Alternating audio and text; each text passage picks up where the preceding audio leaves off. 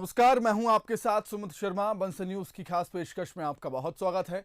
जैसा कि आप सब जानते हैं कि आयुष्मान में हर बार स्वास्थ्य संबंधी समस्याओं पर खास जानकारी दी जाती है और इसी कड़ी में आज हमारे साथ है डॉक्टर योगेंद्र विनायक, जो माताश्री नेत्रालय में ग्लूकोमा विशेषज्ञ हैं। डॉक्टर विनायक, आपका बहुत स्वागत करता हूं बंसल न्यूज पर।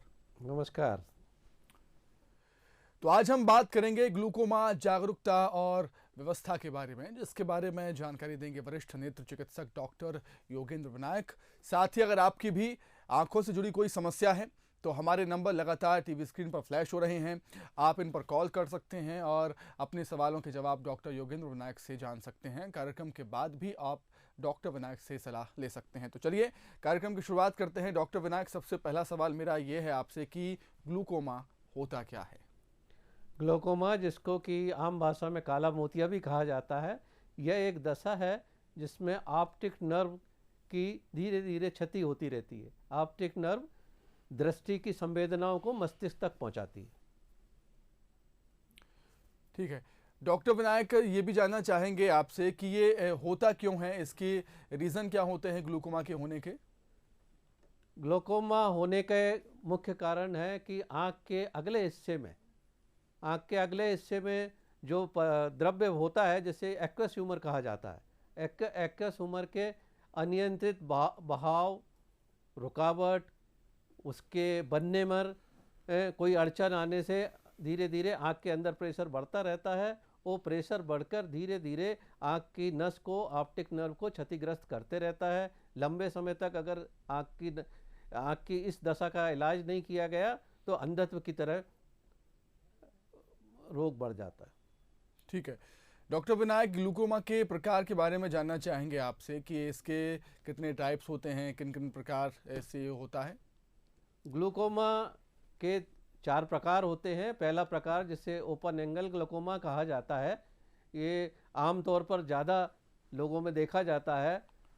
इसमें आँख के अंदर जो द्रव्य पदार्थ, जैसे मैंने बताया, एक्वस ह्यूमर जो है वो अनियंत्रित तेजी से बहने लगता है। उसके कारण धीरे धीरे धीरे धीरे आँख के अंदर का प्रेशर, जिसे इंट्राऑक्यूलर प्रेशर कहते हैं, वो धीरे धीरे बढ़ता जाता है और आँख की नस को, जिसे ऑप्टिक नर्व कहते हैं, क्षतिग्रस्त करता है। और अगर उसका इलाज लंबे समय तक ना किया जाए तो धीरे धीरे अंधेपन का मरीज शिकार हो सकता है। दूसरे प्रकार का ग्लूकोमा, काला मोतिया, जिसे open angle close angle glaucoma कहा जाता है, इसमें एक्वस ह्यूमर का तेजी से दबाव बढ़ता है, इंट्राऑक्यूलर प्रेशर तेजी से बढ़ता है, जिसके कारण मरीज को उल्टी आना, कलर हेलोज दिखना की शिकायतें बढ़ने लगती हैं। इसमें आँख का जो एंगल होता है उसकी संरचना में बदलाव आ जाता है। तीसरे प्रकार का जो काला मोतिया होता है उसे नॉर्मोटेंसिव ग्लूकोमा कहते हैं। नॉर्मोटेंसिव ग्लूकोमा मतलब इसमें नॉर्मल इंट्राऑक्यूलर प्रेशर होता है, लेकिन आँख के अंदर की ऑप्टिक नर्व क्षतिग्रस्त होते रहती है। चौथे नंबर का एक ग्लूकोमा होता है जिसे ऑक्यूलर हाइपरटेंशन बोलते हैं, जिसमें अंदर का इंट्राऑक्यूलर प्रेशर तेजी से बढ़ता रहता है, लेकिन आँख की जो ऑप्टिक नर्व है वो क्षतिग्रस्त नहीं होती है। इंट्राऑक्यूलर प्रेशर सामान्य तौर पर 12 से 21 मिलीमीटर ऑफ मरकरी होता है। इन सब के अलावा बच्चों में भी एक काला मोतिया देखा जाता है, जिसको कि कंजेनिटल ग्लूकोमा बोलते हैं। इसमें बच्चे की आंख बड़ी हो जाती है, कार्निया धुंधला हो जाता है और इसका अगर इलाज नहीं किया तो बच्चे में आगे चल के अंधापन बढ़ सकता है। ठीक है डॉक्टर विनायक, मैं आपसे अब जानना चाहूँगा, ये ग्लूकोमा होता किसे है, इसके लक्षण क्या क्या होते हैं? ग्लूकोमा सामान्य तौर पर 40 वर्ष से अधिक आयु के लोगों में ज़्यादा ग्लूकोमा पाया जाता है। और ग्लूकोमा में अगर किसी व्यक्ति के घर में ग्लूकोमा की फैमिली हिस्ट्री है तो ग्लूकोमा होने की संभावनाएं ज़्यादा से ज़्यादा बढ़ जाती हैं।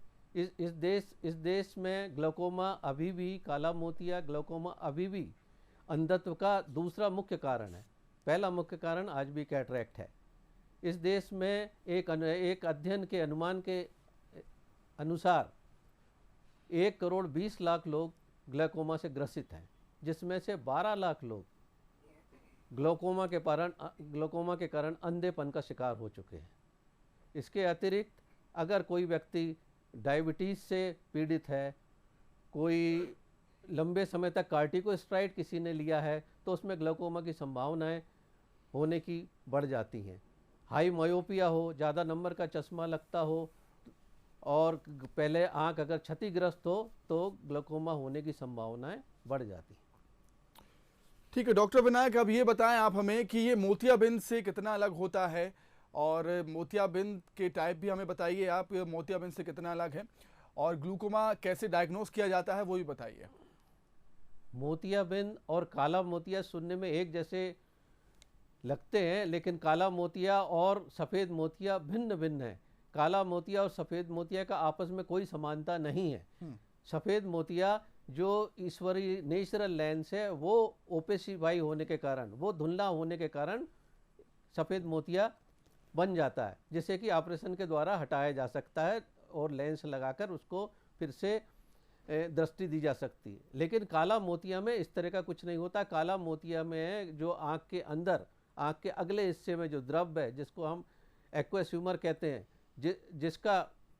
जिसका निकासी में रुकावट आने के कारण इंट्राओकुलर प्रेशर जो बढ़ता है उससे जो आँख की नस पर क्षति होती है उसे काला मोतिया कहते हैं।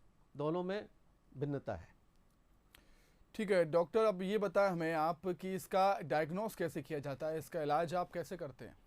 इसको डायग्नोज करने के लिए नियमित तौर पर मरीज की स्क्रीनिंग करना चाहिए। इस खास तौर पे 40 साल से ऊपर के लोगों का नियमित परीक्षण किया जाना चाहिए। परीक्षण में सबसे पहले मरीज का इंट्राओकुलर प्रेशर, आँख के अंदर के दबाव को नापा जाता है। उसके लिए टोनोमीट्री होती है, एप्लेनेशन टोनोमीट्री, सियर्स टोनोमीट्री, जिसके कारण आँख के अंदर का दबाव नापा जाता है।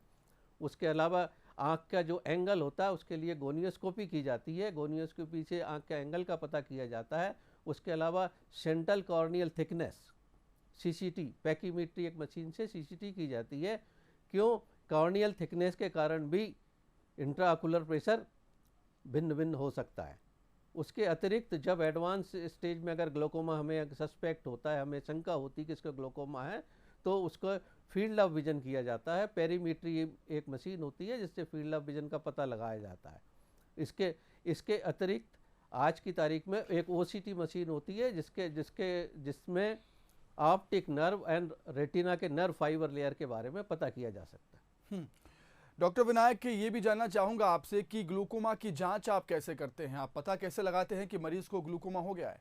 यही मैंने जब बताया कि मरीज को होता क्या है कि हिंदुस्तान के अंदर, इस देश में 90% आज भी अनडायग्नोज ग्लाइकोमा के केसेस घूम रहे हैं। मरीज को सामान्य तौर पर, आरंभिक तौर पे कोई लक्षण नहीं ग्लाइकोमा के होने के कारण मरीज को नहीं पता होता है कि वो ग्लाइकोमा से ग्रसित है। इसलिए अगर रूटीन स्क्रीनिंग 40 साल के बाद में ज़रूरी है, या उसके घर में फैमिली हिस्ट्री है ग्लाइकोमा की, घर में किसी को पहले से ग्लाइकोमा है, तो उसकी जांच होना चाहिए। जांच करके ही, जैसे मैंने बताया, इंट्राओकुलर प्रेशर उसका जांच करेंगे हम। स्लिट लैंप एक एग्जामिनेशन होता है मशीन से, जिससे ऑप्टिक नर्व का निरीक्षण किया जाता है। उस निरीक्षण और उसके बाद में हमें पता चलता है कि मरीज को ग्लाइकोमा है या नहीं। मरीज को बाद की स्थिति में धीरे धीरे उसकी जो पेरिफेरल विजन है कम होने लगती है। आंखों के सामने कई बार काले धब्बे आ सकते हैं, हेलोज आ सकते हैं, जो लाइट देखते हैं उसके चारों तरफ छल्ले दिखाई देते हैं। तब उसको भी शक होता है कि उसको शायद काला मोतिया तो नहीं है। डॉक्टर विनायक, आपने बताया कि 40 की एज के बाद ये समस्या लोगों में आती है, तो क्या ये भी हो सकता है कि 40 की एज के पहले ये समस्या लोगों में आ जाए? हाँ, जरूरी नहीं है। सामान्य तौर पर अधिक से अधिक लोगों को 40 के बाद में ये समस्या हो सकती है, लेकिन यंग एज में भी इस काला मोतिया मिल जाता है। जैसे बच्चों में भी, जैसे मैं कहता हूँ, मैंने आपको बताया कि कंजेनाइटल ग्लाइकोमा कहलाता है, तो बच्चों में भी काला मोतिया हो सकता है। यंग एज में अगर कार्टिकोस्टेरॉइड काफ़ी दिनों से सेवन किया जा रहा हो, तब भी काला मोतिया हो सकता है। ठीक है डॉक्टर, ये भी जानना चाहूँगा आपसे कि 40 की एज के बाद तो आपने बताया कि ग्लूकोमा होता क्यों है लोगों में, लेकिन अगर बच्चों में ग्लूकोमा होता है तो उसकी वजह क्या होती है? उसकी वजह हेरिडिटी हो सकती है, आनुवांशिक हेरिडिटी बच्चों में हो सकती है। ठीक है डॉक्टर, अब ये बताएं आप हमें कि ग्लूकोमा की रोकथाम के लिए कैसे आहार और परहेज करना चाहिए लोगों को? ग्लोकोमा काला मोतिया को वैसे तो रोका नहीं जा सकता, हम्म। लेकिन संतुलित आहार लिया जाए, जैसे पपीता खाया जाए, गाजर खाई जाए, रेगुलर एक्सरसाइज की जाए, तम्बाकू, अल्कोहल, इनसे दूरियां बनाई जाए, इनका सेवन ना किया जाए, सोते समय अपने सिर को ऊंचा, तकिए के द्वारा ऊंचा करके सोया जाए, तब मेडिटेशन भी ग्लूकोमा को कंट्रोल करने में सहायक होता है। ग्लूकोमा के इलाज के दौरान डॉक्टर विनायक आप कौन कौन सी मेडिसिन देते हैं पेशेंट को, ये भी जानना चाहेंगे आपसे। हाँ, जब ग्लूकोमा डायग्नोस हो जाता है कि किसी पेशेंट को ग्लूकोमा है, ग्लूकोमा काला मोतिया से ग्रसित है, तो काला मोतिया के प्रकार और गंभीरता के हिसाब से उसका इलाज निश्चित होता है। इलाज निश्चित होने के बाद में उसमें कुछ तरह के आँख के ड्रॉप होते हैं, जिनको नियमित तरीके से रोज, हो सकता है कई बार जिंदगी भर भी, वो दवाइयाँ आई ड्रॉप डालने की आवश्यकता होती है। तो कोई भी मरीज बिना डॉक्टर की सलाह के बिना अचानक दवाइयाँ डालना बंद ना करें। इनसे आज की तारीख में इतनी आधुनिक दवाइयाँ, आई ड्रॉप्स उपलब्ध है, जिनसे ऑप्टिक नर्व की क्षति को काफ़ी हद तक, काफ़ी सालों तक रोका जा सकता है। लेकिन लास्ट स्टेज में जब इनके बावजूद भी अगर इंट्राऑक्यूलर प्रेशर या आँख की ऑप्टिक नर्व की क्षति इन सब के कारण भी नहीं रुक पाती है, तो आखिर में इलाज सर्जरी है। ऑपरेशन के द्वारा मोतियाबिंद का, काला मोतिया का इलाज किया जा सकता है। ऑपरेशन में ट्रेबिकुलोप्लास्टी से लेकर कि शंट्स अवेलेबल हैं, वॉल्व्स अवेलेबल हैं, जिनसे इंट्राऑक्यूलर प्रेशर जो एक्वस ह्यूमर है उसकी निकासी की जा सकती है। आज की उपलब्धियों में मिक्स एक है, जिसको माइक्रो इन्वेसिव ग्लूकोमा सर्जरी कहा जाता है, जो आधुनिक सर्जरी है, जो ग्लूकोमा को रोकने के लिए सहायक है। ठीक है डॉक्टर, मैं चर्चा को आगे बढ़ाऊंगा, अगले सवाल पर जाऊंगा। उससे पहले एक कॉलर है मीनू चंडीगढ़ से। जी मीनू जी, आप सवाल पूछ सकती हैं डॉक्टर से अपना। हाँ जी सर, डॉक्टर जी मैं चंडीगढ़ से बोल रहे हैं हम। हाँ जी, कैसी तो हैं? हाँ जी सर, मेरे भाई को ना व्हाइट मोतिया है, चिट्टा मोतिया। हाँ जी, चिट्टा तो मोतिया। सर हम इसका जी क्या प्रोसीजर करें, इसका क्या करें? जी मैडम, वैसे चिट्टा मोतिया एक अलग चीज़ होती है। चिट्टा मोतिया को कैटरेक्ट कहते हैं, उसका काला मोतिया से कोई संबंध नहीं है। लेकिन अगर चिट्टा मोतिया है तो उसको आप डॉक्टर के पास में, नेत्र आई स्पेशलिस्ट के पास में ले जाएं, वो देखकर उसका ऑपरेशन करके लेंस डाल देगा, दिखने लगे। इसका काला मोतिया से कोई संबंध नहीं है। ठीक है डॉक्टर विनायक, अगले सवाल पर आऊंगा मैं। डॉक्टर विनायक, आपने मेडिसिन के बारे में तो बताया ग्लूकोमा के इलाज के, लेकिन जो ऑपरेशन की प्रोसेस होती है वो भी हमें बताएं आप। ऑपरेशन की प्रोसेस में होता क्या है कि जब इंट्राऑक्यूलर प्रेशर बढ़ता है, जो कि एक्वस ह्यूमर के ओवर प्रोडक्शन से बढ़ सकता है, ज़्यादा एक्वस ह्यूमर पैदा हो रहा हो, या एक्वस ह्यूमर का निकासी नहीं हो रहा हो, या निकासी में कहीं ना कहीं अड़चन आ रही हो, तो एक ऑपरेशन के दौरान आँख के अगले हिस्सा, जिसको कार्निया कहते हैं, और सफ़ेद हिस्से के बीच में एक निकासी का रास्ता बना दिया जाता है। उस निकासी के रास्ते से धीरे धीरे धीरे धीरे एक्वस ह्यूमर बाहर जा सकता है।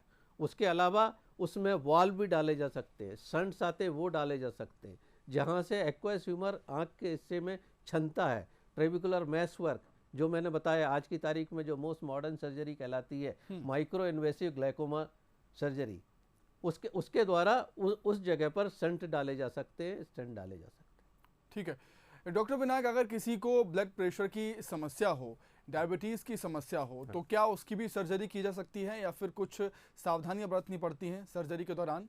नहीं, अगर किसी काला मोतिया के मरीज को साथ में ब्लड प्रेशर है, डायबिटीज़ है, तो उसका ऑपरेशन किया जा सकता है, लेकिन उसके पहले डायबिटीज़ और हाइपरटेंशन यानी ब्लड प्रेशर को नियंत्रित करना जरूरी है। ठीक है डॉक्टर विनायक, माताश्री नेत्रालय में ग्लूकोमा की जांच के लिए, निदान के लिए, उपचार हेतु क्या क्या सुविधाएं उपलब्ध कराते हैं आप अपने हॉस्पिटल में? माताश्री नेत्रालय जनता को आँख की सेवाएं पिछले 37 वर्षों से दे रहा है। ग्लूकोमा की जांच, निदान, उपचार, सबकी संपूर्ण व्यवस्था, संपूर्ण मशीनें, संपूर्ण उपकरण माताश्री नेत्रालय में उपलब्ध है। जैसे कि टोनोमीटर है, सियोर्स टोनोमीटर है, एक गोल्डमैन एप्लनेशन टोनोमीटर जो ज़रूरी होता है वो हमारे पास में है। हमारे हॉस्पिटल में स्लिट लैंप है, स्लिट लैंप है, 90T 78 डायोप्टर के लेंसेस है, जिनसे ऑप्टिक नर्व का सूक्ष्म परीक्षण किया जा सकता है। साथ में पैकीमीट्री है, पैकीमीट्री से सेंट्रल कॉर्नियल थिकनेस, जो कॉर्निया की मोटाई है, उसको नापा जा सकता है। हमारे पास में पेरीमीटर है, जिससे फील्ड ऑफ विजन का पता चल जाता है, क्योंकि लेट स्टेज ऑफ ग्लाइकोमा में धीरे धीरे पेरिफेरल विजन कम हो जाती है, जो पेरीमीटर से फील्ड ऑफ विजन का पता कर सकते हैं। उसके अलावा हमारे पास में ओसीटी है, जिससे रेटिना और ये नर्व फाइबर लेयर जो होती है ऑप्टिक नर्व की, उसकी जांच की जा सकती है। उसके अतिरिक्त माताश्री नेत्रालय में हमारे पास में लेटेस्ट लेसिक लेजर है, जिससे चश्मे के नंबर उतारे जा सकते हैं। रेटिना डिपार्टमेंट है, फैको डिपार्टमेंट है। माताश्री नेत्रालय में उच्च प्रशिक्षित, उच्च ट्रेनिंग लिए नेत्र चिकित्सक उपलब्ध है। ठीक है डॉक्टर, एक कॉलर है हमारे साथ, सौम्या भोपाल से। सौम्या जी, आप सवाल कर सकती हैं अपने डॉक्टर से। जी नमस्कार डॉक्टर साहब। जी नमस्कार।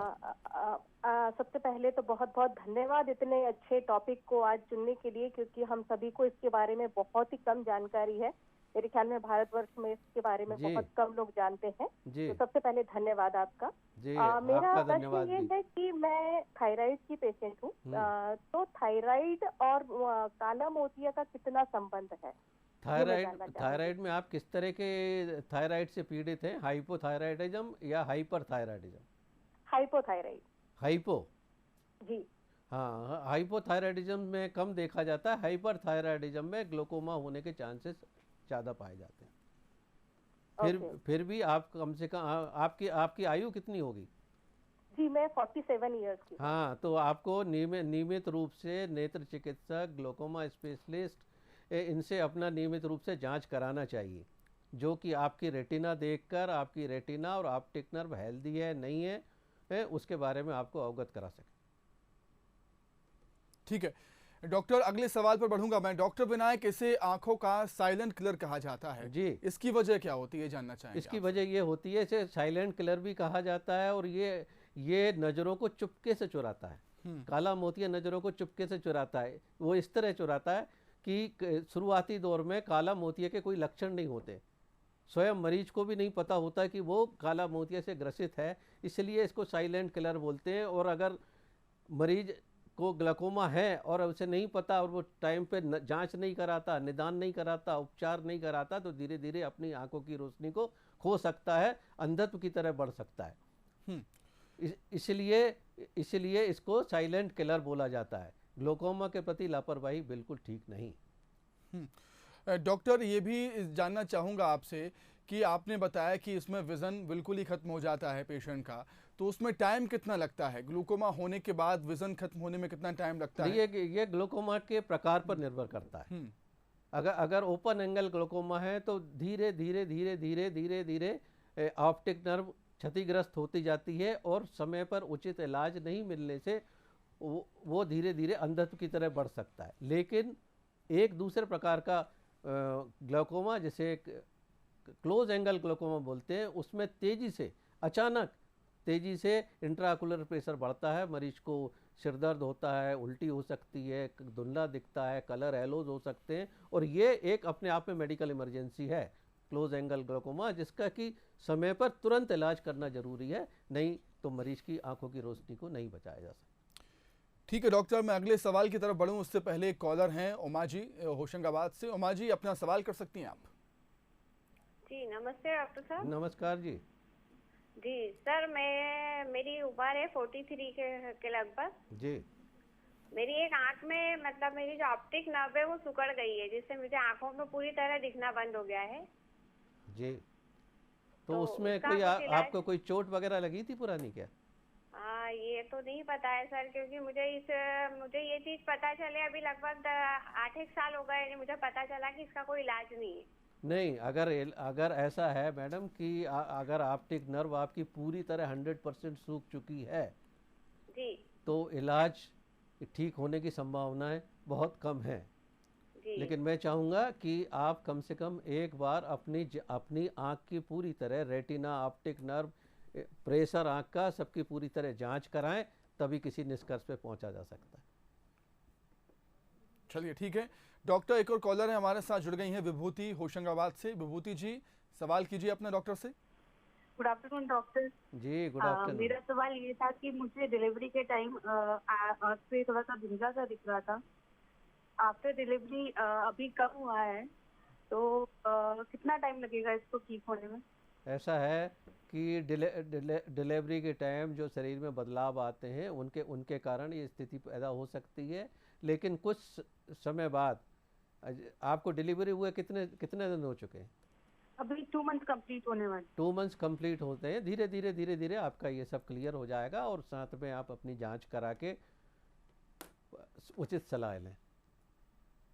ठीक है डॉक्टर, अब मैं ये जानना चाहूँगा आपसे कि अगर किसी को कोई इंजरी होती है, आंख में चोट लगती है, तो क्या ग्लूकोमा की वजह वो बन सकती है? हाँ, अगर आंख में चोट लगती है तो चोट लगने से आंख की संरचना, अंदर का हिस्सा, उसमें बदलाव, उसमें रुकावट आ सकता है, जो कि ग्लूकोमा का एक बहुत बड़ा कारण बन सकता है। ठीक है डॉक्टर, यदि ग्लूकोमा किसी को हो जाता है तो कितने समय बाद उसको डॉक्टर के पास जाना चाहिए जिससे कि उसका तुरंत इलाज हो सके, उसको इलाज मिल सके, ये बीमारी खत्म हो सके, समस्या खत्म हो सके? ग्लूकोमा, काला मोतिया अगर किसी मरीज को हो जाता है, मरीज को तब एहसास होता है कई बार कि उसको ग्लूकोमा है जब ग्लूकोमा काफ़ी बढ़ चुका होता है, जब उसकी आसपास की विजन कम हो जाती है, उसको हेलोज दिखाई देने लगते हैं, तब उसको बिना देरी किए तुरंत एक ग्लूकोमा विशेषज्ञ के पास जाकर अपनी जांच, इलाज सब कराना चाहिए। ठीक है डॉक्टर विनायक, हम देखते हैं अमूमन आज के दौर में ये समस्या आम हो चली है, हर तीसरे आदमी में ग्लूकोमा की समस्या हम देखते हैं। इसकी वजह क्या देखते हैं आप? इसकी वजह यह है कि लोगों का रूटीन में नियमित रूप से स्क्रीनिंग नहीं हो रहा है। लोगों को फैमिली हिस्ट्री है ग्लूकोमा की, वो इग्नोर करते हैं। लोगों को डायबिटीज़ है, वो उस पर ध्यान नहीं देते हैं। लोगों को एक चश्मा लग रहा है, मायोपिया है, लंबे टाइम तक कार्टिकोस्टेरॉइड की दवाई चल रही है, हो सकता है उसको लंग्स के प्रॉब्लम हो, उसको अस्थमा हो और वो नेबुलाइजर ले रहा हो, स्टेरॉइड ले रहा हो, है उसके बावजूद भी वो कभी अपनी आँख को दिखाने नहीं जाता है। तो नियमित रूप से जांच कराना इन खास तौर पे ऐसे लोगों के लिए बहुत ज़रूरी है। ठीक है डॉक्टर, एक कॉलर जुड़े हैं हमारे साथ, आकाश, जो कि भोपाल से हैं। आकाश जी, अपने सवाल कर सकते हैं आप डॉक्टर से। जी डॉक्टर साहब नमस्कार। नमस्कार आकाश। मेरा सवाल ये था सर कि करीब 30 साल की एज है ब्रदर की, 31, डायबिटिक है करीब पिछले 3 सालों से जी, बट अंडर 200 उनका लेवल रहता है। लेकिन अभी कुछ टाइम से वो महीने भर 1.5 महीने से बोल रहे हैं कि लेफ्ट आई में कभी उनको खिंचाव जैसा, हल्का टीस जैसी महसूस होती है, मतलब ऊपर जो आईलिड वाला पार्ट है अपना जी, उधर किसी नर्व में होता होगा शायद ये। नहीं जी बताए। तो एक खिंचाव सा महसूस होता है उनको आईलिड के पार्ट पर। नहीं, ये तो आप जो बता रहे हैं डायबिटीज़ के कारण आईलिड खिंचती सी हुई लगती है, तो क्या होता है कि उनकी उम्र कितनी है? 30 साल? 32, 31, 32। हाँ, तो उसके कारण ये नहीं कहा जा सकता है कि ये ग्लूकोमा से ग्रसित है जब तक उसकी पूरी तरह जांच ना की जाए, क्योंकि डायबिटीज़ के कारण हो सकता है कि आंख में ड्राइनेस भी हो, कंजेशन भी हो, उसके कारण खिंचाव भी लग सकता है। तो एक बार डायबिटीज़ के मरीज का रेटिना देखना अत्यंत महत्वपूर्ण है, क्योंकि डायबिटीज़ के कारण कई बार रेटिना पर भी खून उतर सकता है। तो रेटिना विभाग में अपनी आँख की जांच कराएं, साथ में अपना रेटिना दिखाएं, जिससे कि हम आपका इंट्राऑकुलर प्रेशर भी जांच कर सकें, ऑप्टिक नर्व का निरीक्षण भी कर सकें और आपको उचित सलाह दे सकें। चलिए ठीक है डॉक्टर, मैं अंत में आपसे जानना चाहूँगा कि जागरूकता की बेहद कमी है ग्लूकोमा को लेकर लोगों में, तो आप आखिरी में क्या संदेश देना चाहते हैं लोगों को? काला मोतिया, नाम से ही जो समझ में आता है, काला मोतिया जो चुपके से नज़र को चुरा लेता है। ग्लूकोमा के बारे में लापरवाही खतरनाक सिद्ध हो सकती है, खतरनाक साबित हो सकती है। समय पर जांच, इलाज और निदान ही इसका उपचार है। काला मोतिया को दृष्टि का मूक चोर भी कहा जाता है।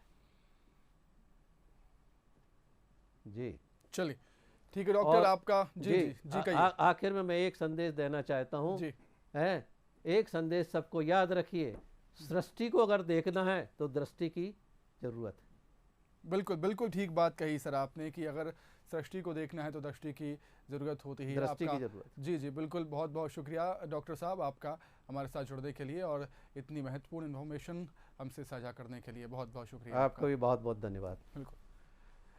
तो चलिए इसी के साथ ही हमारी खास पेशकश में फिलहाल इतना ही। कल फिर हाजिर होंगे एक नई स्वास्थ्य संबंधी समस्या को लेकर, साथ ही बताएंगे उसके उपाय। नमस्कार।